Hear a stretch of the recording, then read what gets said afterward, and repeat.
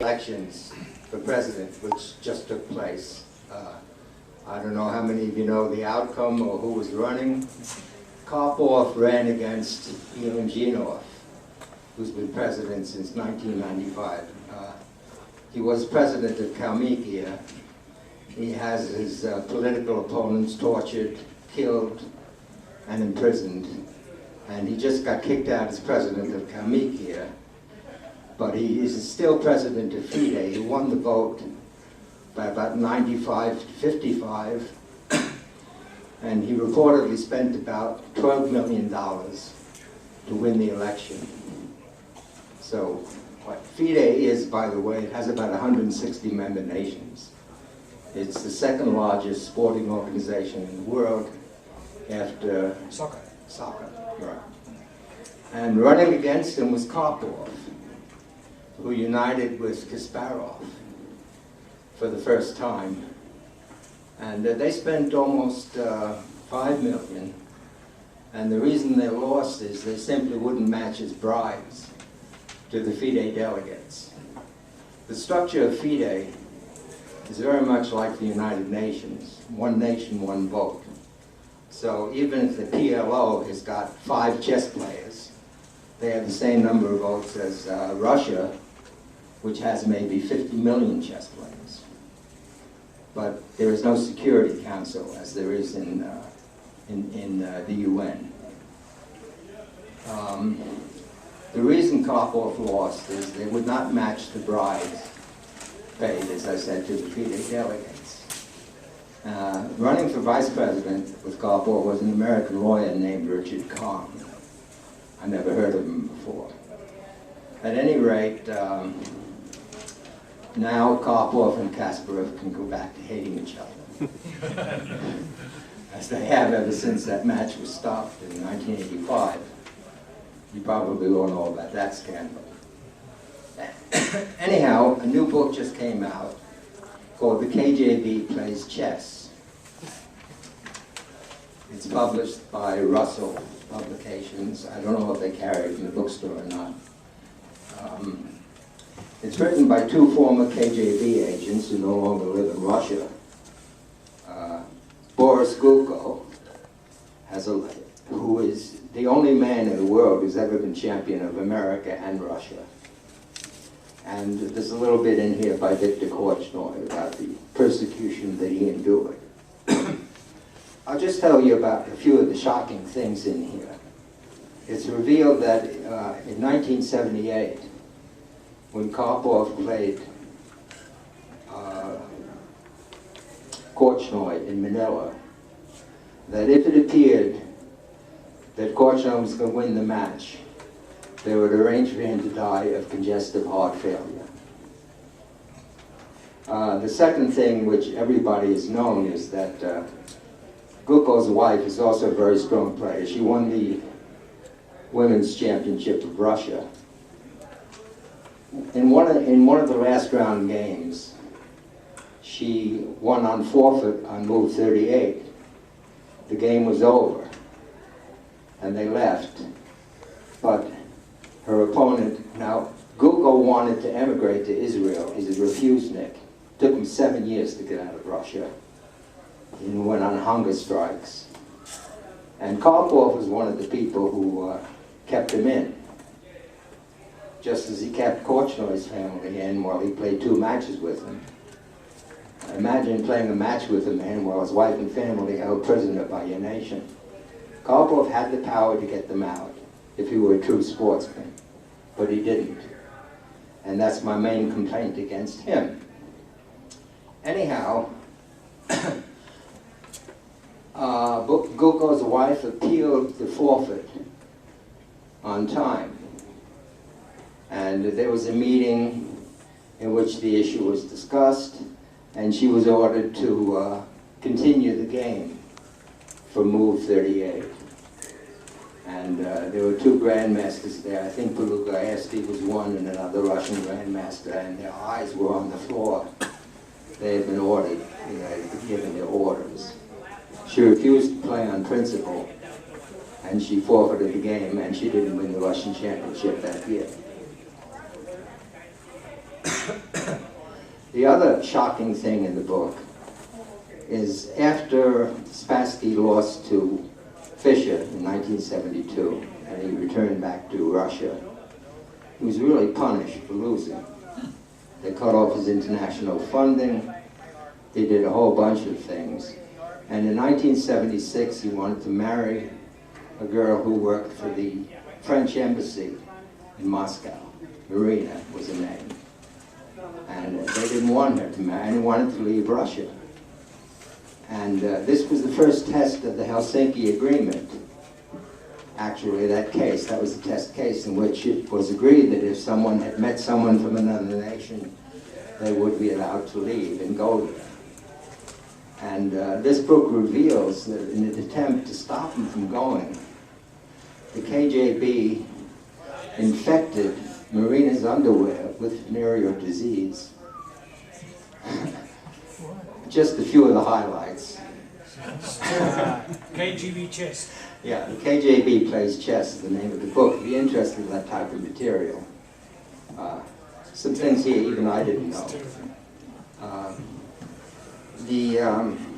Moving on, what I'm going to discuss is in 1954, the Russians sent a team, a 10-man team to New York City to play a match with the U.S. Where was it played? Well, I think it was one of the hotels on 42nd Street. And we got slaughtered. I beat Taimanov 2.5, 1.5. And he was later sitting at the bar saying, "What did that little boy do to me?" The only other person, it was four games each we played. And Donald Byrne won his match. Everybody else got killed. Well, the next year in 1955, there was a return match held in Moscow. And I was a member of the American team. And I played Bronstein, 4 games with Bronstein. I drew 3 and lost 1. And if we have time, I'll get to that game. But what I wanted to do was, from my book, This Crazy World of Chess, I wrote an article about my visit to Russia, what it was like in 1954, for a newspaper called Newsday in Long Island. So I wanted to read that to you, and probably that world no longer exists, but we were probably maybe the first Americans to come in. And there was a 4th of July party held at the American Embassy, in which all the Russian leaders were there. Malenkov, Khrushchev, everybody. And one of our tourists had a Polaroid camera and took a picture. And these Russians, leaders, had never seen a Polaroid camera before. And they were just astounded. And they said, I think it was Malenkov who said, must be an American invention. Americans always invent new things. Well, at that time, the Russians were claiming to have invented everything. There was a picture of the event in Life magazine at the time. It was the first time the Russian leaders had ever visited the American embassy. It was on the 4th of July.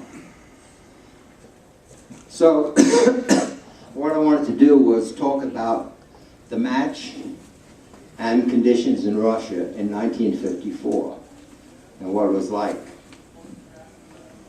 This was, remember, the height of the Cold War. It was an 8-board match this time. It was held in the Hall of Columns, where the infamous purge trials took place, and where the bodies of Lenin and Stalin lay in state.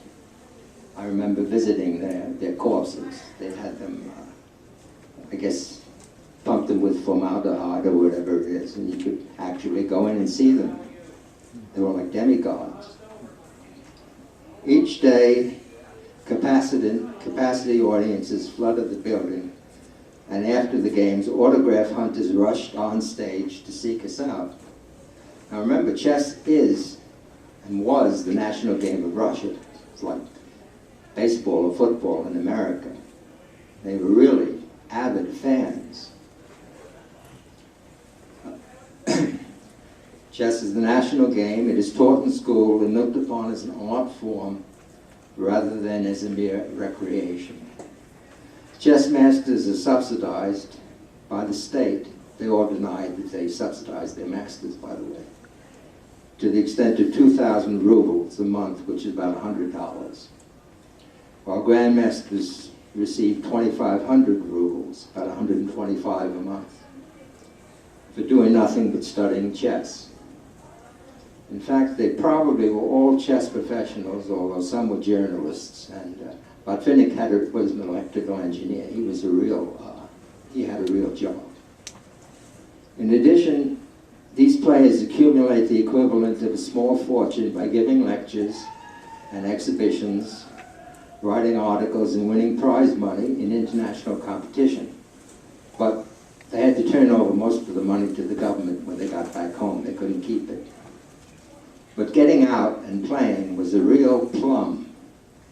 And people like Karpov, when he was world champion, decided who would get out and who wouldn't get out. And I remember in one tournament I played at in São Paulo, Brazil, who's Dorfman, Joseph Dorfman, who was sitting having breakfast one morning, and he said he had to write a report as to what he did every day, who he saw, and that type of thing. And they had to submit it, and there was always a KJV person along with the team. When Bronstein was in New York in '54, we did get away to see a Marilyn Monroe movie together. He loved her. So he asked me to take her. I forget what it was. Maybe Gentlemen Prefer Blondes. I'm not sure. We lost by a final score of 25-7. Another slaughter.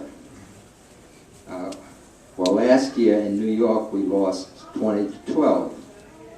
And we have no excuse to offer other than Soviet grandmasters are the finest players in the world. I remember one of the incidents, Horowitz, I think, had lost his first 2 games. And he asked Biskaya whether he should play the last 2. And Biskaya said, I think they substituted Kevitz. Biskaya said, I think you should quit while you're ahead.